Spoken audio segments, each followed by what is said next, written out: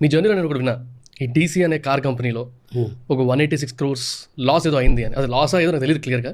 అసలు ఈ స్టోరీ ఏంటి sir, if I can ask? చెప్పలేదు. నేను ఒక కార్ని, అంటే ఇది మీరు మంచి సబ్జెక్ట్ ఎత్తారు.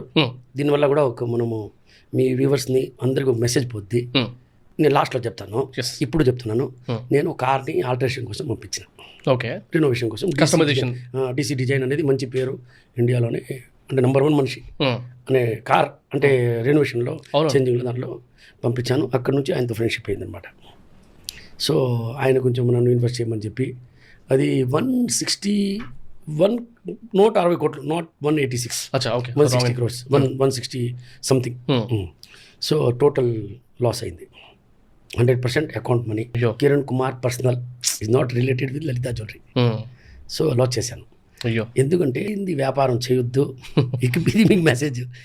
మనం ఏం చేయగలుగుతాం, మన కన్ను ముందు ఏముందో అది చూడాలి. నేను ఒక్కరోజు కూడా లలితాలో లాస్ అవ్వాలి. ఎందుకంటే నేను ఫుల్ టైం లలితాలు ఇస్తున్నా, వాళ్ళకి డబ్బులు పంపిస్తున్నాను, నమ్మేశాను. డబ్బులు ఇస్తాను ఉన్నాను, నేను పోయి ఎప్పుడు చూసింది లేదు ఏం జరుగుతుందని చెప్పి.